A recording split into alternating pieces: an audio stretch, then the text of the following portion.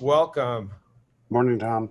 Dan, how are you? Kara, it's great to see you guys.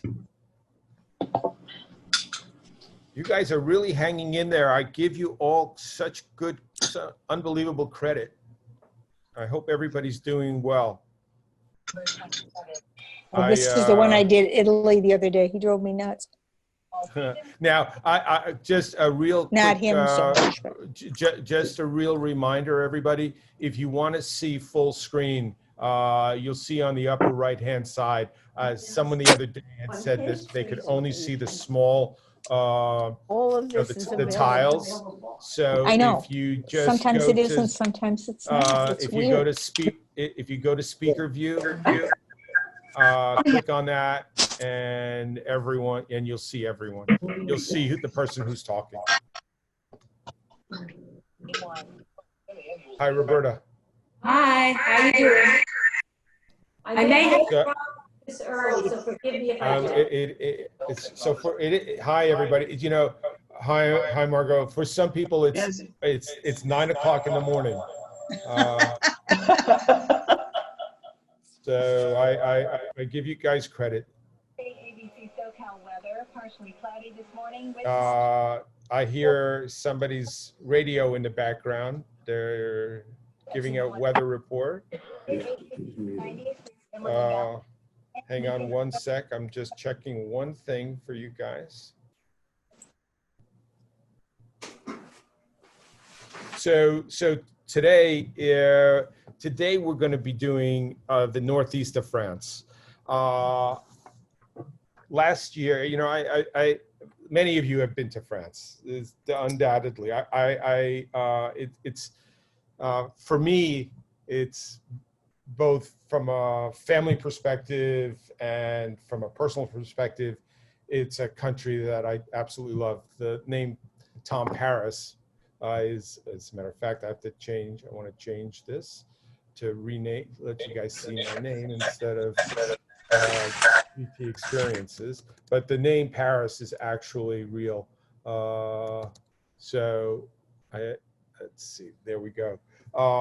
So just wanted to talk a bit about the Northeast. So it's this beautiful area of France that it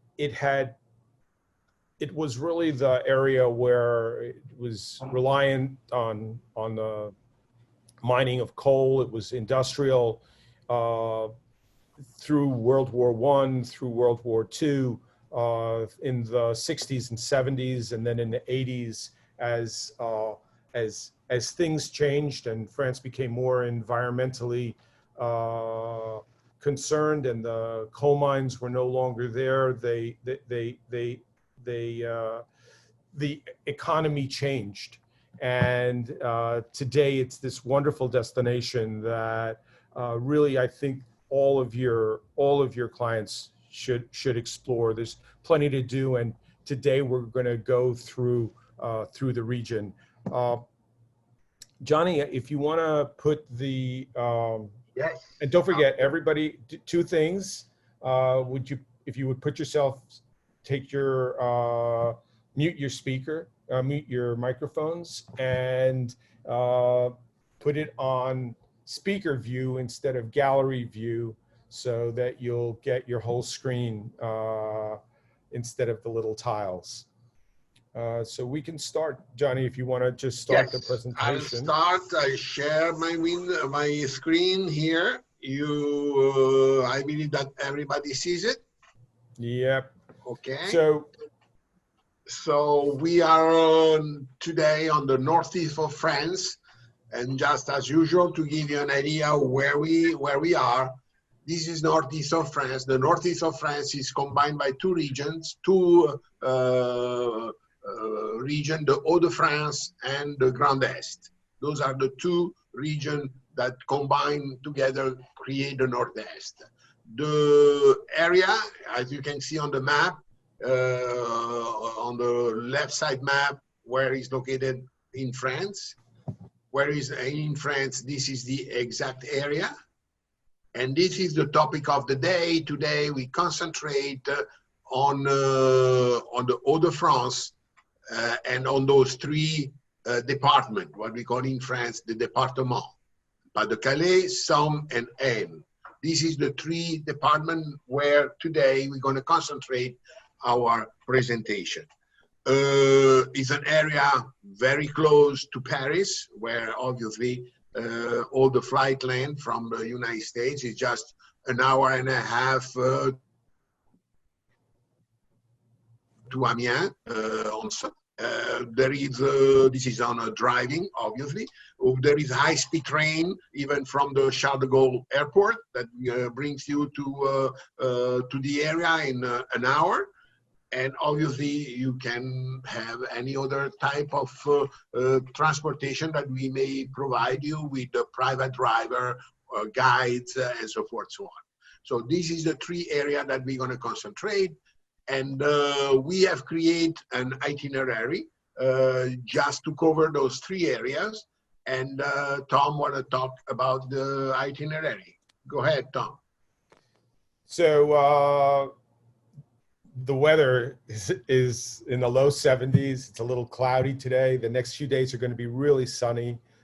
So, you know, the fall is a wonderful time, as you guys know, to be traveling. This itinerary starts in Paris, right at the airport. And from Paris, it goes up to the town of Amiens, which is only an hour and a half away. There's a sweet hotel there that is a Mercure hotel. It's a great first stop after a long flight. Very comfortable. I've stayed in the hotel myself.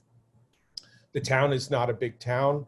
It's a lovely town. We'll go over it later on. There's a Cathedral of Notre Dame there, which is the largest Gothic cathedral in France. So that's it's really a sight to see. The next stop we'll be staying at a hotel, beautiful chateau, 5-star deluxe property called Chateau Beaulieu, and it's this itinerary shows 2 nights, but it's actually 3. This was just a sample itinerary. We can do whatever it is you'd like. We just wanted to do this so that you could orient yourself in terms of distances and times. There'll be from the town of Amiens, the next stop would be Arras, and then the area of Lens, where the Louvre Museum is. And from there, after we're done in that region, we'll move south, and your guests could stay at this, again, another beautiful, beautiful chateau called the Chateau de Courcelles. I've stayed there myself with my family a couple of times. The last time was over the Christmas period.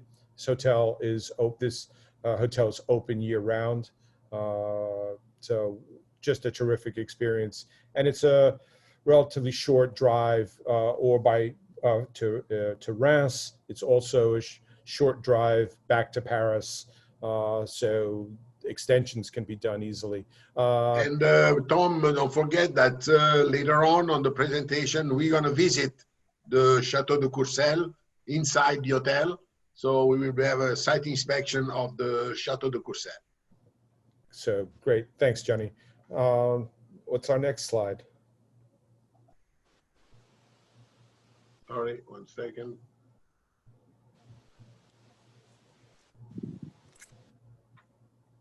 All right. This presentation is actually going to be available to you guys online. Just go to our website. You'll see that you can click on all of our webinars and open them up, and so they'll all be there. We'll post this either later today or tomorrow, so you guys can go into it. I've actually put a day-by-day together. We're not going to run through it. It's just going to be too long. So I just wanted you to know that it is there, and we'll be covering a lot of the things that you see in this actual day-by-day during the presentation. So you can go right through that, Johnny. So here is the I love history. Last summer was the 75th anniversary of World War II. I knew that everyone was going to be going in that direction. And I ended up at World War II, World War I battle sites. I wanted to explore that region. Many of you probably have been to Paris and you've been to Reims, but you may not have explored all of it. It's an incredibly touching experience, and the period between the wars was really so short. Within 20 years, we went from World War I ending to World War II. And just to give you a little sense, the war starts in July of 1914. It ends in April of 1917. So it's almost, it's this period of, excuse me, and I said it ended November 11th, I should say, 1918. America, and 1918. America enters the war in April of 1917. And so this war lasts 4 years and 4 months. America sends 2 million troops to Europe. And it was really the turning point of the war. It had been 3 years of trench warfare that was extremely, extremely difficult. Nobody was moving at all. And once the Americans came in, it really pushed things and it's a lot more complicated actually, because you had Russia involved in the war. You had Russia pulling out right after the Russian Revolution. And so it was Europe, it was England and France, there were Australia, Canada, there were people from India that were coming, there were people from Asia that were helping fight the war. So it was really quite interesting. And we were isolated, isolationists at that time. And we didn't want to enter into the war, but we were supporting it financially. And ultimately, what happened was that the Germans were sinking ships, and we intercepted a telegraph that had gone via London from Germany to Mexico. And Germany was trying to get Mexico to enter the war with them in support of Mexico and Germany. And it turned out that we intercepted this. And at that point, Wilson realized that he had to enter into the war. So that's a little bit of history. But Johnny, if you could go back one slide. I had the honor of going to this cemetery, and there's 2,000, over 2,000 Americans buried here. It was incredibly touching. We got to raise the flag. I really felt this incredible connection, and you'll see that this is Morris Purdy here. He was a civilian that died just a month before the war. We had a lot of both civilians and in the war. And the interesting thing too, it was the beginning of the Spanish flu. The understanding is that we actually brought with the troops Spanish flu to Europe, and we had about 120,000 Americans die during the war. And of the 120,000 that died, half of them died after the war was over from the Spanish flu. And then we continued to, then unfortunately, it continued to spread both in the United States and in Europe. And somewhere in the vicinity of 50 million people passed away. So if we're so sensitive to all of that today, considering COVID. I got a chance to actually walk through the trenches. It was really a wonderful experience, super touching. There's so many remains of of the battlefields there. And I actually was able to dig up something. My foot hit something and I bent down and I moved some leaves around and it came up. This site here, this is in Verdun, and this is actually it's an ossuary, which was the remains of about 120,000 soldiers, both on the German and French side and on the American side. These are soldiers that are unknown. They didn't know who they were, and they built this wonderful tribute to them. So that's the bit about the war. And these are some of the monuments that are there that were put up, either commemorating French and American battle sites or Americans. And I'd like to now introduce you to Liddy Vanderbeek. Liddy is in charge of tourism in the area of Somme. So I'm going to pass this over to Liddy. So welcome, Liddy. Thank you, Tom. Welcome. Hello, everybody. So I'm in charge of remembrance tourism at the Somme Tourist Board. So let me introduce you to the Somme. So you're going to show us this video to start to have an overview of the destination.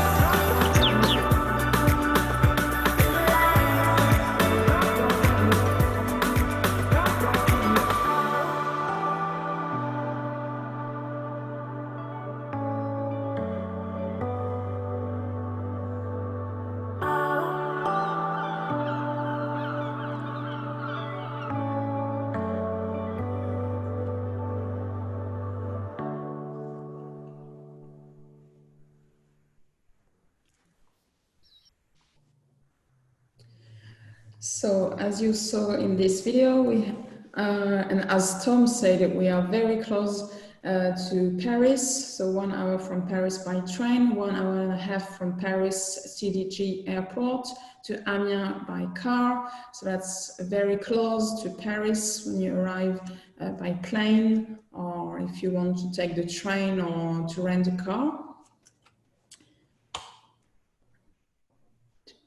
The next one. So here in this slide, you can see some of the photos of the most beautiful cities we have in the Baie de Somme, the Somme Bay.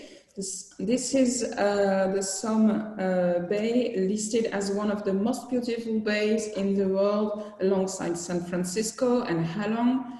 And it has long been an endless source of inspiration for painters and writers, including Degas, Corot, Jules Verne, and Colette. So here you have all the views And we can have also bird watching tours. We have thousands of migratory birds taking refuge here, and the largest French colony of harbor seals too. And here along the Somme River, you can take the cycle pass, and it's very easy. You can have 120 kilometers from the Somme Bay to the east of the department. So that's very easy to ride. In the Middle Ages, we have many water and mills in the city of Amiens. This is the photo at the bottom on the left. So Saint-Lô district is the medieval part of the city of Amiens. We have this very lively district with many bars and restaurants in the district, and with a nice view on the cathedral. So you can really enjoy this at the end of the day. Someone is talking too. Someone's microphone is on. Microphone is on. Okay, so let's continue with the Remembrance Trail. So here in the Somme, it is one thing that is very important. But as you saw just before, of course, you can have a stay here not only about remembrance tourism, and this is for most of the sites on the east of the department with the Western Front, but we also have a few sites on the left, north of Amiens. These are the sites behind the lines, and we have new things to visit since the centenary of the World War I. So we can show the next slide. Here is the cathedral. So this is the lightest and the brightest cathedral built in 12 and 20 and completed in 68 years only, which was very short for those days. The cathedral is 800 years old this year in 2020, and it is very a jewel of classical Gothic architecture.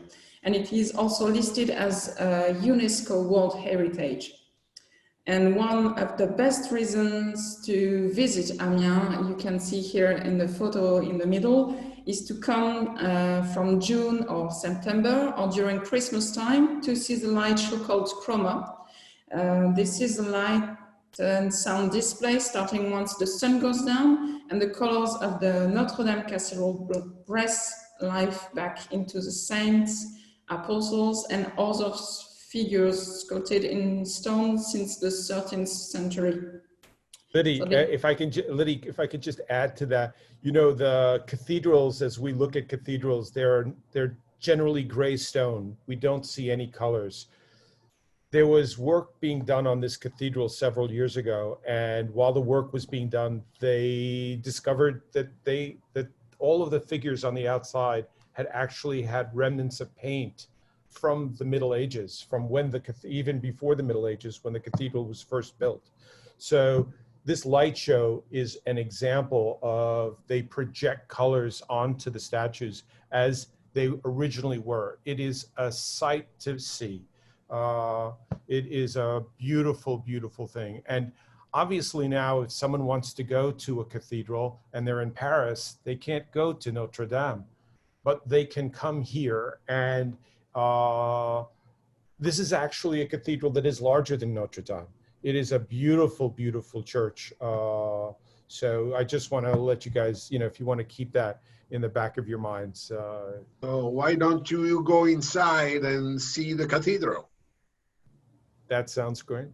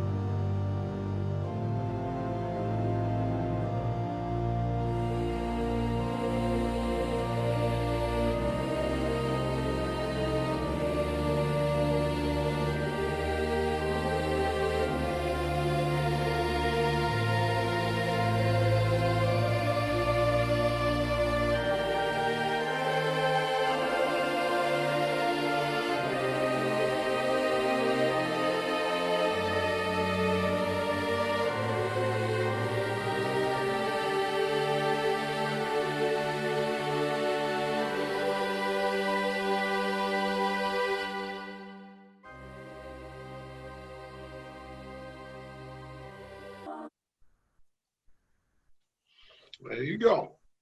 Yes. Thanks, Johnny. Thank you for this nice video of the Thank you. Notre-Dame. Thank you, Lee. Wonderful presentation.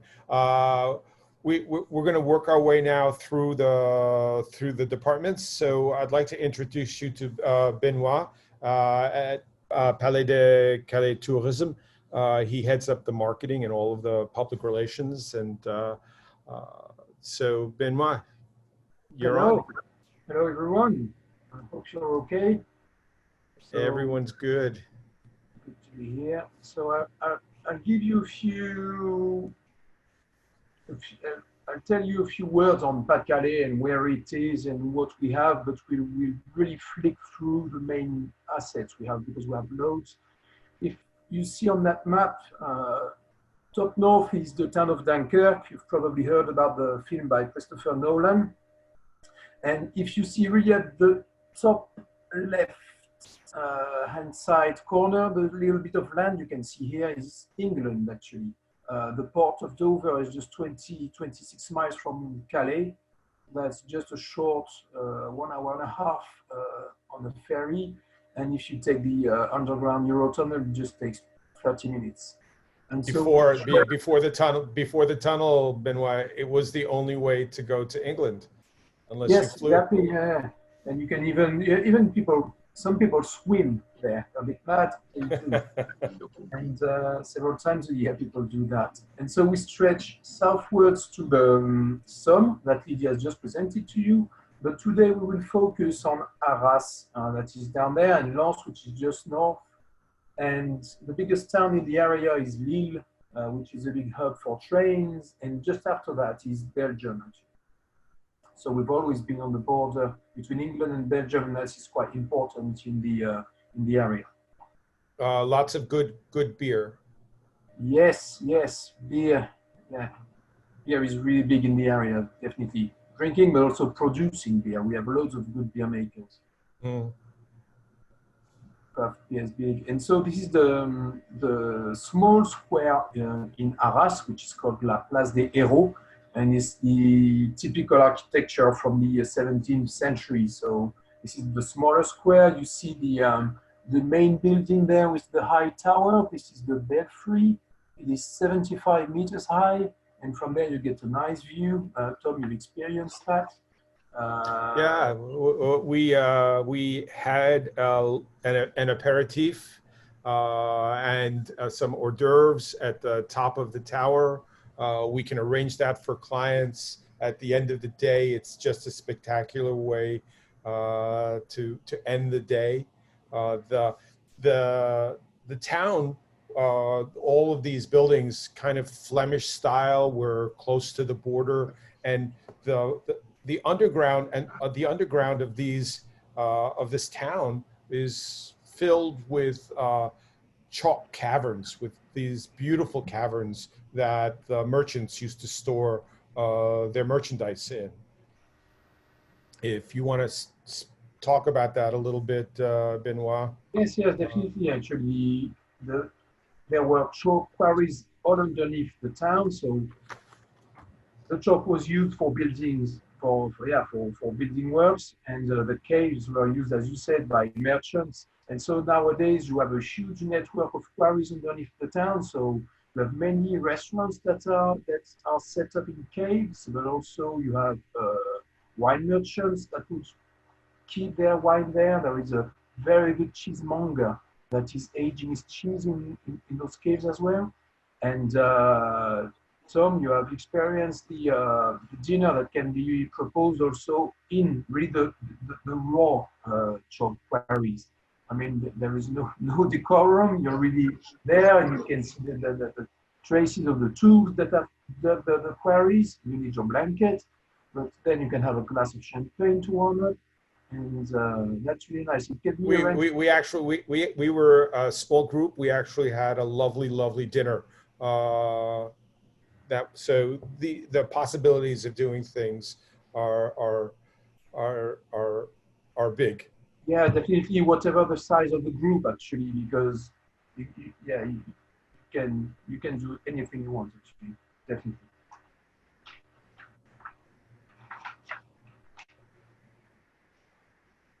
And so I wanted to have that video just to give a general impression of what we have to offer in the Pas-de-Calais. So it lasts just 3 minutes, but it just gives an idea of what we have. You can see here the highest slag heaps in Europe. So we are roughly divided in 3 areas, the coast, the countryside, and the area around the Louvre-Lens with bigger towns. This is the Beffroi, the Beffroi in Arras. Of course, we have lighthouses because the channel is really narrow, so, and we have a lot of boats there, and we have many natural protected areas. This is the main port, main fishing port in Europe. It is Boulogne-sur-Mer. In Boulogne, we also have the largest aquarium in the world, in Europe, one of the top 5 in the world. You will see images afterwards. It's called Nausicaa. It's really, really, really massive because it has been expanded last year or a year and a half ago. Really, really impressive.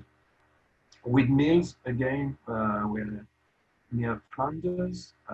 We can be cloudy, and the lights you can see at the very back there, actually, it's the coast of England, seen from just 10 kilometers west of Calais. And it's cool. We have loads of places like this one, which is marshland, and it's very good for bird watching. You can see the slag heaps or coal mining heaps that have been reused for skiing, for example.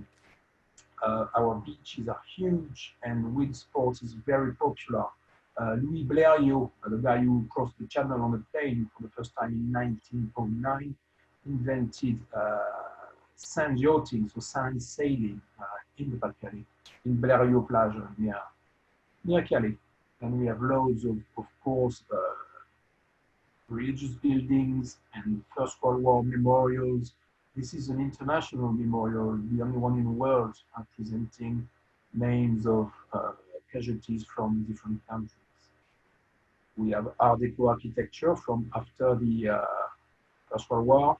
Soccer is really, really big. We call it football. And Lens is one of the most cheerful club in France, well known for that. And this is the Louvre-Lens. You will have a glimpse on that. Well, an insider's view with much just afterwards. It's definitely one of my favorite places in the Pas-de-Calais. And this is the smaller square in Arras, 100% pedestrian, excellent for having a drink at night, as there are no cars and the lighting is really, really impressive. So that was 3 minutes in Pas-de-Calais. Great. So go ahead, Mathieu, Benoit. yeah, sorry. Mathieu is working at the Louvre Lens. So he will tell you a bit more about the Louvre Lens and why the Louvre is in Lens. And he will especially present you the unique feature that this museum proposes. So it's collections from the Louvre in Paris, but presented in a special site that was built for that and opened in 2012. So from then on, culture has become bigger, and it's really a flagship museum in the region. Hi everyone, so welcome in the Louvre Lens Museum. We opened that museum in 2012, and actually now we are the second museum apart from Paris in terms of visitoring. We have 500,000 visitors per year. It's a really special museum because, as we are used to say, we are the little brother of the Louvre in Paris. And we opened that museum on a former coal mine. And the main purpose of the museum was to be a catalyst for the population here. And so we have a temporary exhibition, which are very worldwide shared. Some of them went to Dallas and Cleveland. and we are our masterpiece, which is the Gallery of Time. Let's show the video.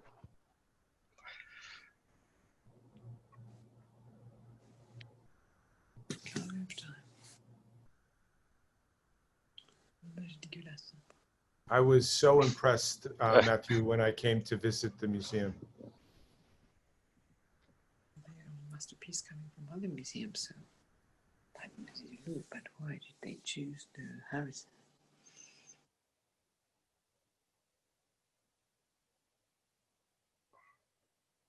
And now let's go inside.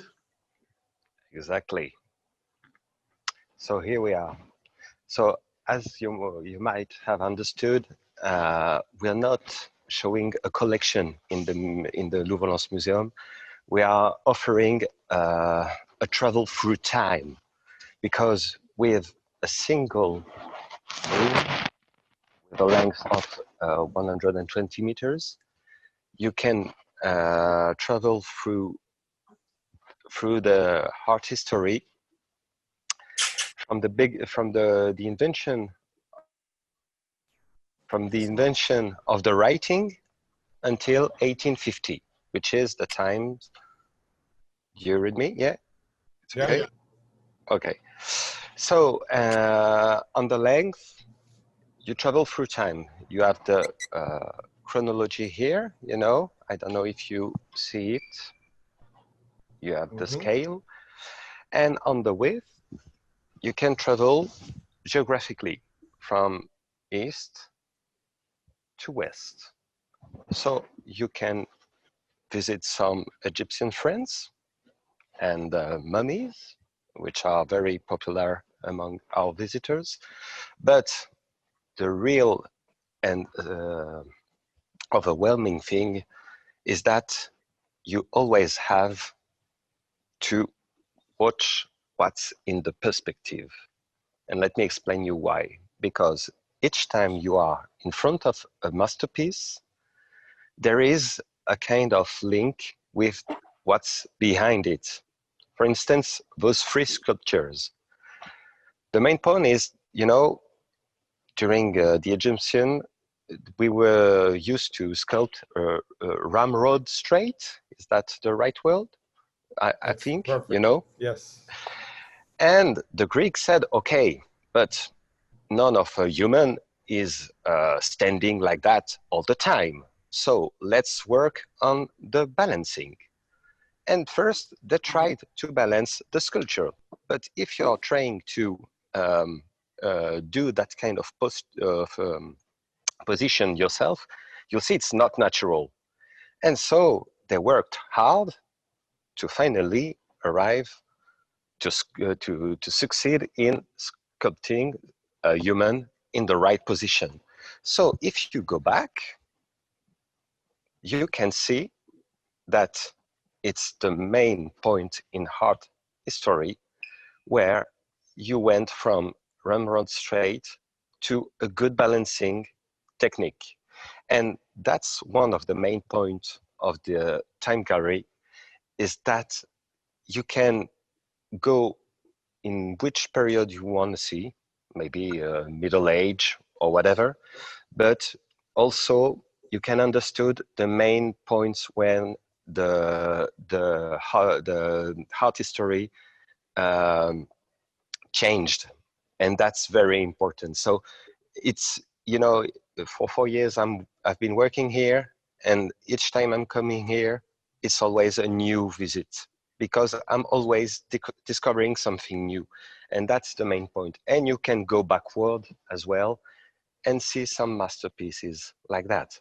So it's, as we say, the Louvre-Lens is a kind of UFO between the museums, because it's not the classic way of visiting art. Could you walk a bit further, Mathieu, please, to see Of course. What's happening afterwards? So yeah, and we have. Alors, I'd like to insist that it's not art pieces, it's masterpieces from the Louvre collection. So we have a lot of beautiful things, like for instance, this mosaic, which is beautiful, but also some paintings like this one here, which is from the Italian painter Raphael, as you can see. Up. We have some Rubens as well. Which one? How often Here. how often do the paintings change? 10% of the masterpieces are changing each year. And so you always can discover some new pieces depending on the history period. Like for instance, and we have also some French painters. Oh, this one is really famous. You know, backwards again. Beautiful. You see, and there it's Ingres, which is a very famous painter from the 19th century. Just so everybody knows, there are no people inside because the museum is closed at present. It closes at 6 o'clock. So yeah. It was open just for us. Thank you very much to everybody. Exactly. On the Northeast France tourist office. They did a great job for us. Thank you very much to everybody.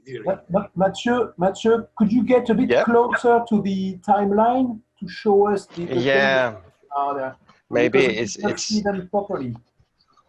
Okay. Because it's really interesting because anywhere you are, if you have a look on the right, I'll find the best. You can see the dates, so you know if it's 1750s or if it's 300 before Christ, 2000 before Christ, or in the Middle Ages. Maybe here it's the best way to see it through the camera. And so everybody knows there's also special exhibits that go on. There's one now that's focused on the color black. So there's a lot of things going on. There's a separate part of the museum that that guests can go and visit for their collections that are temporary. And some of the exhibitions, as I said, went to United States because it was a really interesting one. So I'm not sure if you saw well the timeline here. It's kind of hard to. It's easy. It's hard to see with the It's hard to see with the camera. Exactly. But it's very obvious when you're there. Within a few minutes, you're able to orient yourself. It's very well organized. There's a lot of space between each of the pieces, so it never feels that it's crowded inside. It's really a very, very beautiful. It's a beautiful thing that was built. Just a beautiful, beautiful museum. I've never seen anything like that.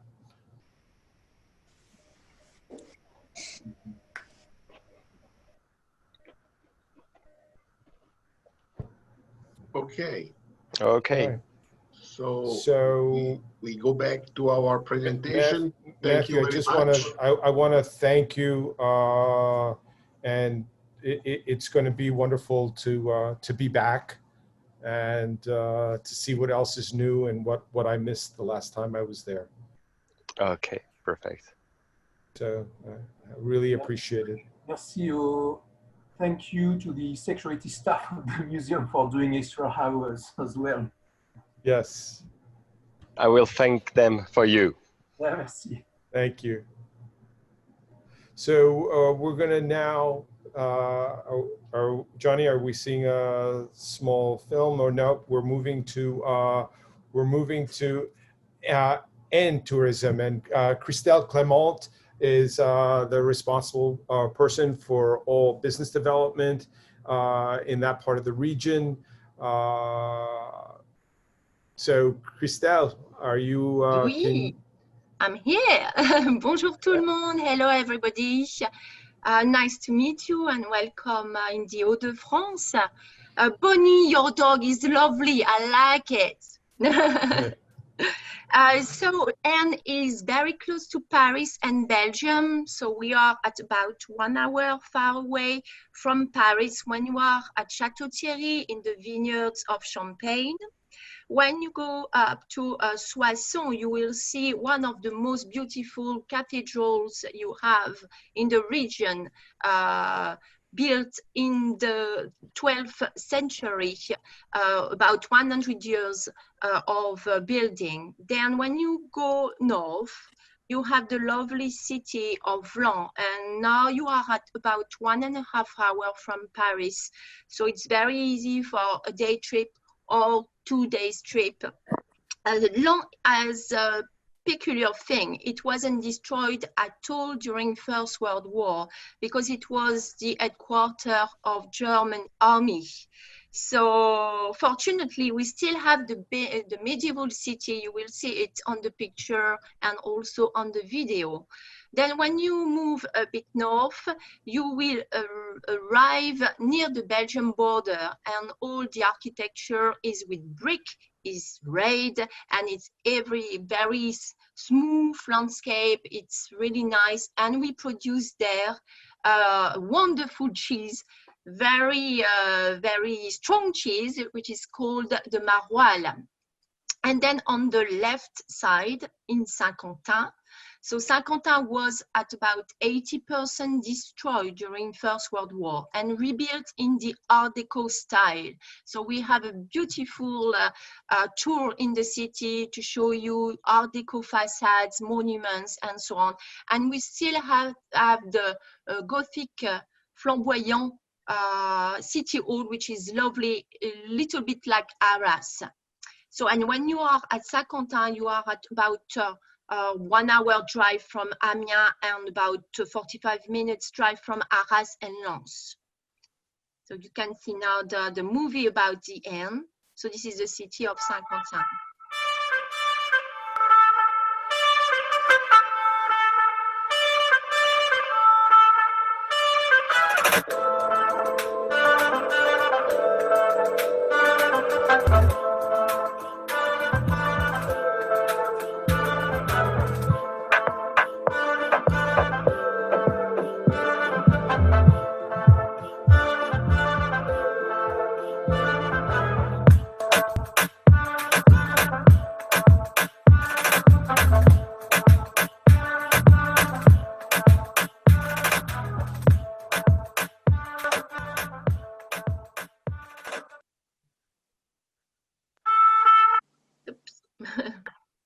So I will start with the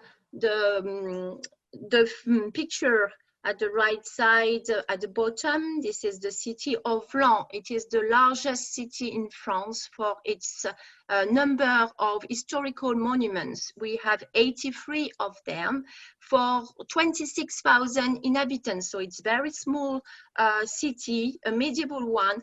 And one of the top attractions you have to do is to go to the top of the cathedral in the tower, and you will have a wonderful view on the landscape. It's really nice. And in the other side, you can go down and discover the undergrounds. Then when you go on the left side, you have, as I say to you, the city of Saint-Quentin. This is the city hall of Saint-Quentin, where you can see the Gothic flamboyant art. Saint-Quentin is very well known, so as I told you, for Art Deco, but also for different museums. We have a lovely museum which is called Museum L'Écuyer, where you have paintings created for Louis XV in pastels. So it's a really rich collection just near the city hall you see. In the middle, you have a wonderful chateau. The Aisne is very rich with historical monuments. So we are the 4th department in France for historical monument, and this is one of it you can visit. You can also eat there. You can't sleep there, but for a group or a small group, you can go and visit it and also eat there. It's really great. And it's in the middle of the vineyards of Champagne. So then you can have a tasting of champagne there. Then when you go on the right side, you see the bricks. As I told you, we are very close to the north border and the Belgium border here. And all the houses will be in this style. And the church you see here is part of one of the 60 fortified churches we have in this little area. So it's unique in France. You will only find them in this region, in the Ardennes department, and also Aisne. And on the left side, you have the chapel of the Aisne-Marne Cemetery. As Tom told you, we had the help of American troops who arrived in April 1917 in our region. So they settled in our region and helped French and Allies to push Germans in the north. And this is one of the main places to visit in the region, Aisne-Marne Cemetery. This is the Battle of Belleau Wood, where the Marines fought for the first time abroad. So they came here in July 1918, sorry. And we are also very linked to American people, because we received, for example, Kate Gleason after the war, who came in the region and rebuilt one of the most beautiful villages we have in our region called Semont, and it's keep. And she gave lots of money to rebuild the whole village. And one another girl, very, very popular in our region, is Anne Morgan. So you can go, Jenny, to the next slide, please. So Valérie Lagier, I think Valérie is here. So if you want, Valérie, say a few words before the video. It's up to you. I'm here. Yeah. You hear me? Yes, Valerie, perfectly. Me video? I don't know if you see me. Okay. No, we don't see you for the moment. We have the video. Yes. See me. Yeah, I can see you. I can see you, Valerie. I think everyone else can. Hi, everyone. Okay. So, I don't know what you wanted me to tell you about the American Museum in Brérancourt, but which is a very great place. I think we have a little movie that we made in the museum another day, because it was impossible to have the Wi-Fi inside the museum right now. So that's why you're going to have I think a movie explaining everything in the museum. But it's a very great place for American people, because it's the place where we talk about the relationship between our two countries for 2 centuries, and especially during the First World War. And the museum is open all year round. That's right. Except on Tuesday. Tuesdays. Yes. It's every day except Tuesday. Mm-hmm. And I just, Valerie, I just wanted to say that when I came to visit this museum, I was really so impressed. And what was really impressing was I was impressed with the background. Here was the daughter of J.P. Morgan, this incredibly wealthy banker in America, that had brought 350 women over to help with the reconstruction and of the region. And it was so much more than that, because she touched people personally. It was this just incredible thing that she did. And a woman who was very, very wealthy, obviously, but at the same time, she had a real sense of, she had a social sense in the United States with regard to the women's movement in that period. There was a whole complete social movement of women moving from just being housewives at home to now being actively involved in politics and economics. And this was just a tremendous experience for me, seeing this. And it's very well done. So let's take a look at this film. Hello, welcome to the Musée Franco-Américain de Blérancourt. So it's a place that's at first was a 17th century castle built at the beginning of the 17th century. It was transformed in the headquarters of an American committee during the First World War, and is now a national museum dedicated to the relationship between France and United States all along during the 19th century and until the First World War and the Second World War. Okay, so this museum was created by Anne Morgan, the wealthiest probably a daughter or for anyone in the United States, because she was the daughter of a very wealthy banker, J.P. Morgan, the owner of the Titanic. She came here during the First World War and created the headquarters of a committee, an American committee that was dedicated to the help, like the first aid for the population, the civil population that were very impacted by the First World War. So this museum, you can discover in this place first gardens, but also a museum with many historical artifacts and art paintings and drawings and sculptures, American and French. And so it's a very interesting place where you can discover all what the American did in this area to help the population. Okay, if you come to visit the museum, you're going to have the opportunity to have a marvelous lunch in this restaurant that's called Le Griffon. And it's very close by, and you have a marvelous view on the castle and the gardens.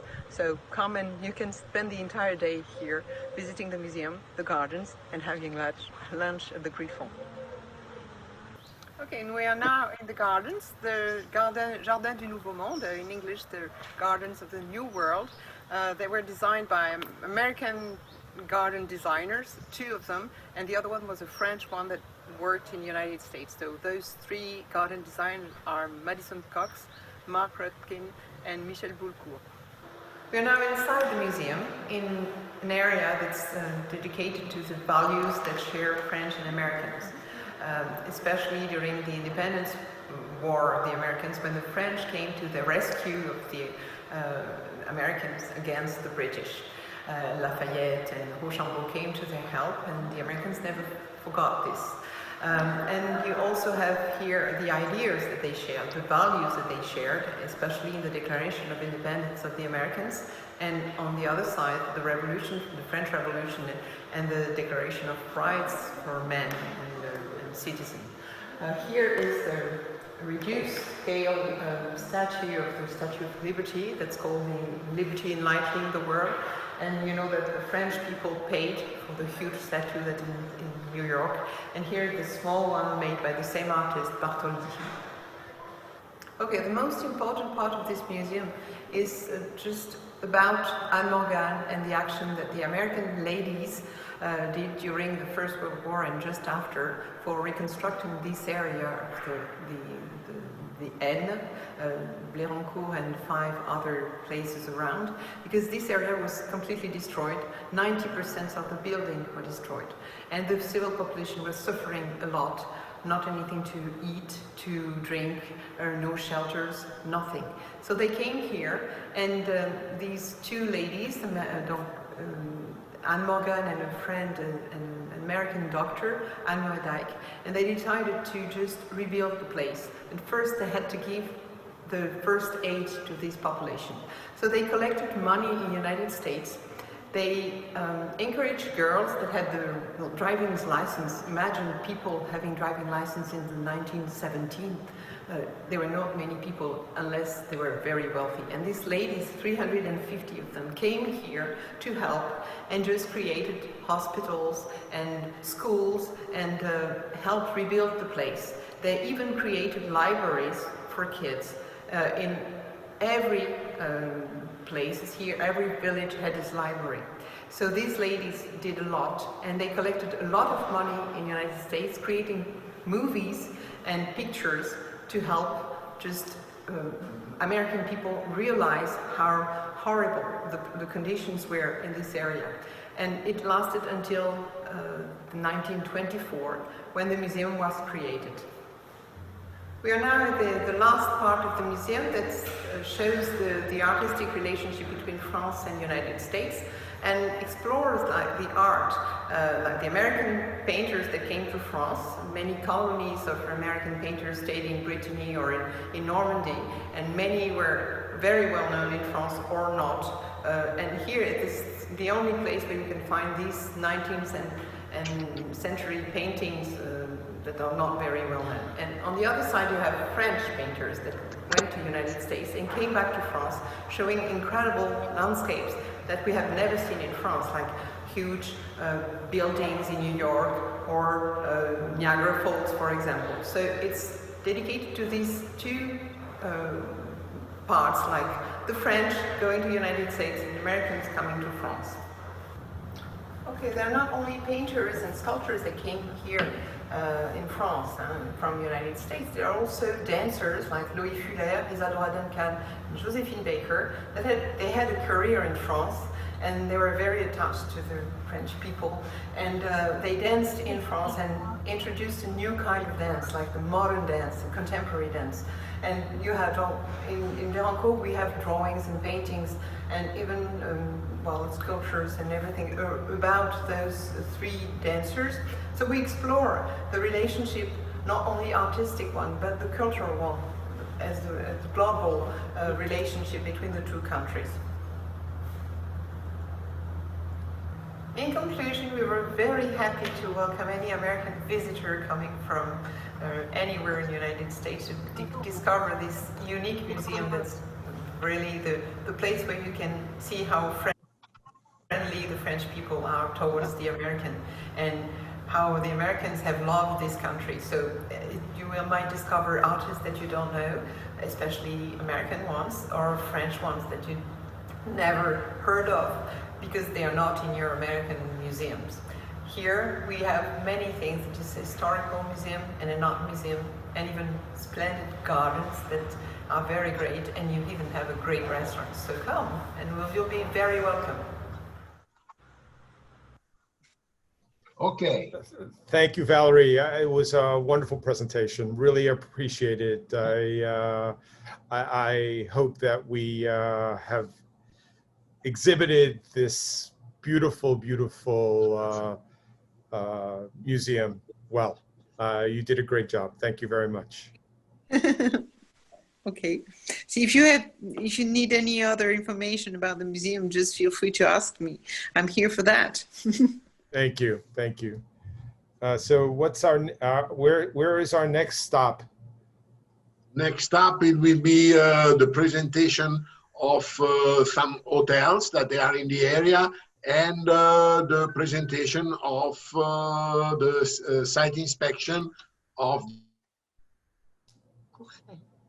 the hotels. So the hotel that we are using in our itinerary that we suggest is a Mercure in Amiens. Is a 4-star hotel, very well located. And he has a fantastic view from the terrace of the hotel.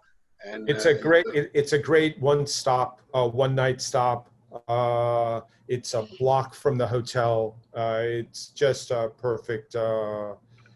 It's a perfect segue into the region. Yeah. Then we have Relais Chateau, the Chateau de Beaulieu, where we're staying 2 or 3 nights, or depending how much time you want to spend in the area. And it's a fantastic Relais Chateau. It's also a 4-star hotel. Benoit, is there anything you want to add to this, to the conversation with regard to the property? Yes, this is a place I love, actually. The chef is called Marc Morin. He was born in Lens. He supervises the menu of a restaurant that is in the park of the Louvre Lens, which we did not talk about, but he's really good. He started in Béthune, another regional town, and he bought that place in 2004, I think, and built it up, and now he has 2 Michelin stars, and he has also another, well, cheaper, a less expensive alternative, which is a modern bistro. So So when you stay there, because you cannot always spend 3 hours eating. So you have the very good 2 Michelin stars, and you also have the modern bistro. They have planting vines in the yard. They have a helicopter landing area for those who are in a rush. So yes, what else can I say? It is really Thank you. Beautiful. Then we have the Chateau de Fer. Tom, you can talk because you have been there. Yep. So last summer, I took a stop. It's a beautiful 5-star hotel, tennis court, swimming pool. The rooms are just beautiful. You can see it there. We're close to all of the Champagne areas. Here is Chateau de Golf. Maybe Christelle, do you want to say anything about the property?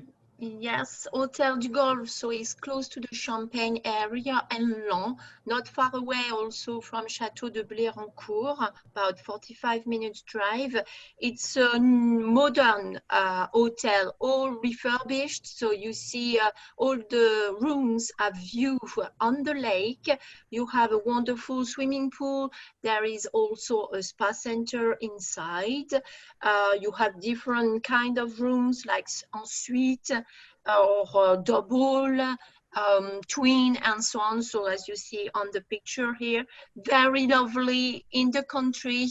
So it's very quiet, and it's linked to the Golf de l'Elette, which is an international golf. So if you have customers who would like to play golf, they can come here, and it's really, really nice.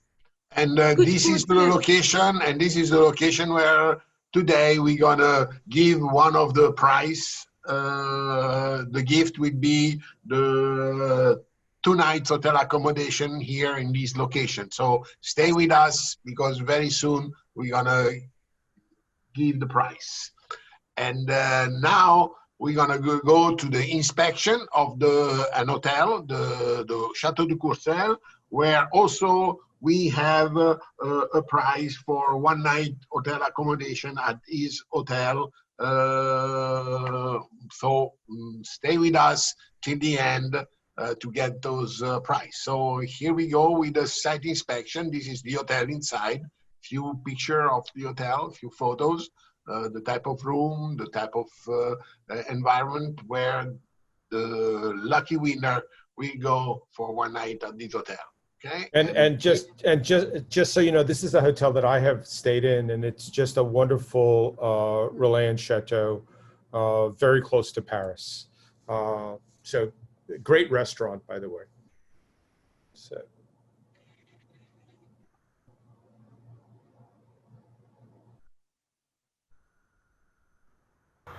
So welcome to Chateau de Courcelles. I'm going to tell you more about the chateau and its history.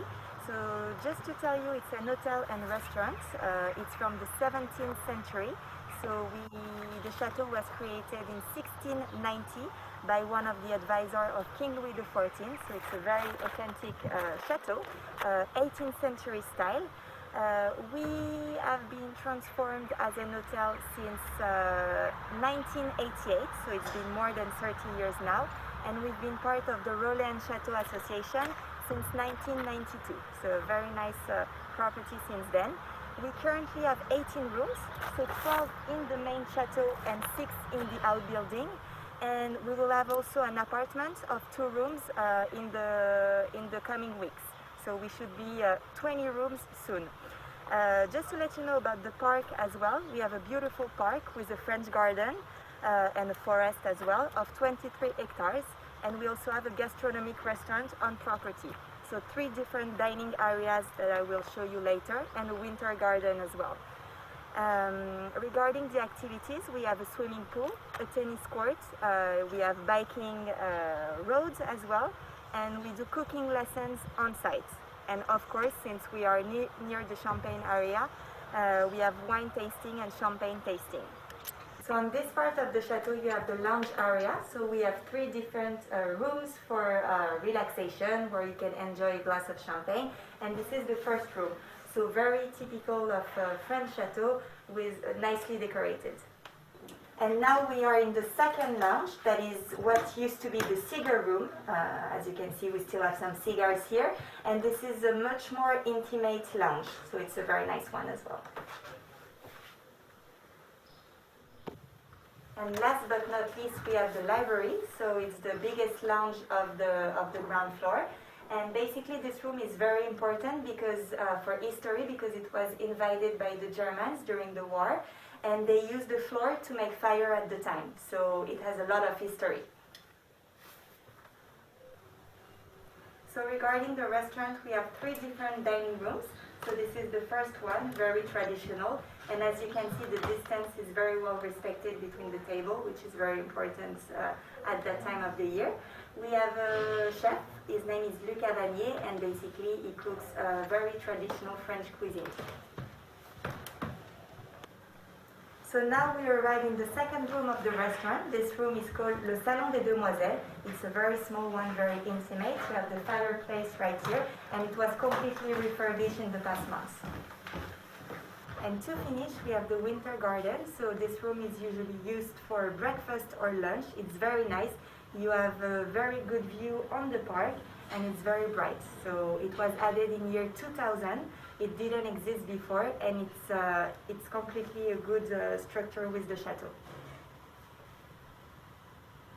So just to give you an idea and show you some of the rooms. So here we are in a prestige room. We have 10 of them in total. They can be located inside the chateau with a very nice view on the garden, or in the outbuilding with a private terrace. And basically it's a room that is between 30 and 40 square meters. And we have king bed in all of the rooms, and they can be turned into twin beds for some of them. In the bathroom, we usually have bath and shower, and they are very, very well equipped with a flat screen TV, a safe, a mini bar, and we have a lot of amenities as well upon arrival and departure in the room. So to show you another room category, we are now in the Royal Suite, and it's basically the room that was always the one of the owners. It's a very nice one, very chateau, with the colors of the royalty, and you have a very nice view on the French garden and on the park as well, and with a very nice king-size bed as well.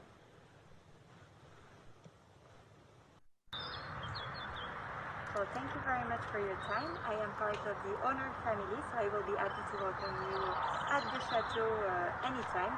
We are open all year long, and we hope to see you soon at Courcelles. Thank you very much.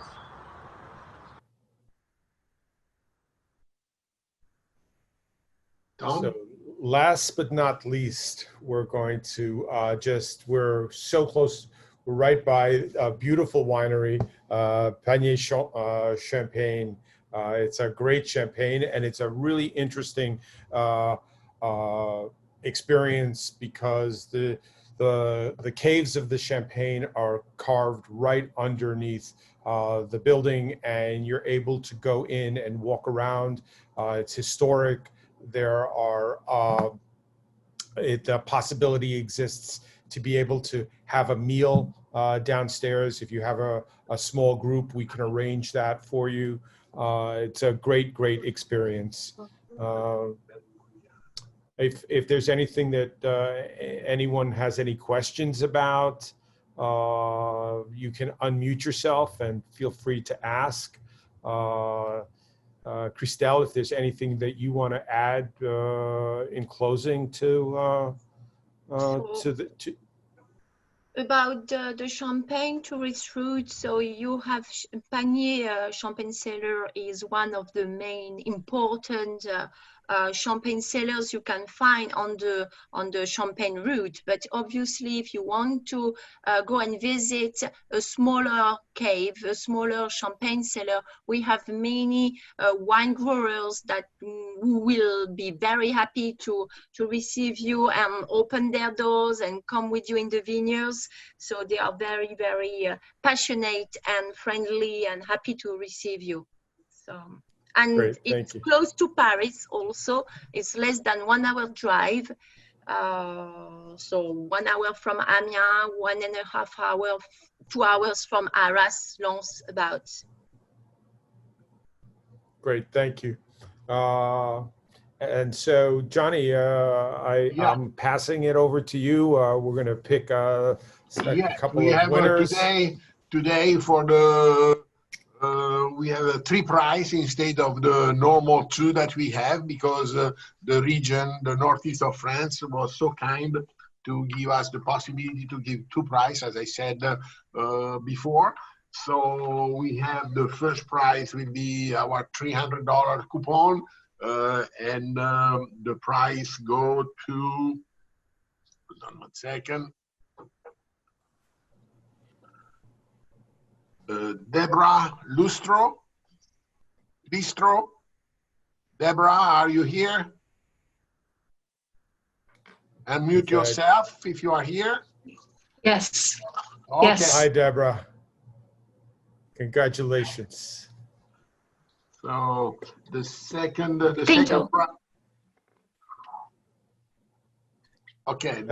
prize is the 1-night hotel accommodation at the Chateau Courcelles, and it goes to, hold on 1 second, let me check the computer what he gave me.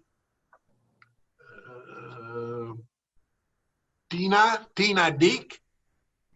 Tina. Hi, I'm here. Okay. Hey, Tina. I'm thrilled. Thank you so very much. And this has been an incredible presentation. You do an excellent job putting these things together. Thank you so much. We couldn't do it without our partners. Thank you so much. Thank you. Yes. And the first prize is the 3 days, 2 nights hotel accommodation at the Golfe de Lelette. And the price goes to,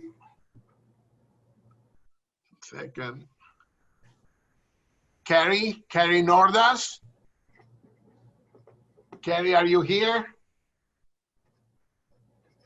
Yeah, I see her on the, unmute yourself if you can. I'll reach out to her. Okay, but I see that she's here. I cannot unmute her because she has to do it on her computer. In any case, thank you everybody, and mainly thank you to our friend in northeast of France, Lydie, Christelle, Benoit. Thank you very much to Mathieu, that unfortunately had to go. He had to leave us before. So thank you very, very much. You have been really a great partner for us to present your area to our friends. And we hope that next one that we will be doing together for at the end of this month will be another great presentation. Tom? Thanks. I just want to send hellos to Natalie Poteau. So hi, Natalie. Hello. All of this started with you. So yes. I want you to know. So thank you very much for the inspiration. Thank you. Thank you, everybody. Really, really, really appreciate it. And hope you have a good weekend. Our next week, we have a few webinars that were also scheduled. Johnny, do you know what? Yeah, and we will have the 23rd of September. We have Israel, a presentation on Israel, and 24 we will have Venice, a nice walk on another area of Venice, and a presentation of a site inspection of very, very nice hotel in Venice. And then the 29 we will be again on northeast of France to introduce another area of northeast of France. So sign on if you have not already done it, and tell to your friends, to your colleague to join us, because really I believe that those presentations we want you to be more aware of destinations that are not very well known in the United States, but they are very, very, very interesting. So thank you again to everybody, and see you next time. Take care, everyone. Enjoy the weekend. Bye-bye. Benoit, Christelle, thank you. Go pick up your child. everyone. Bye-bye. Au revoir. Au revoir. Natalie. Au revoir.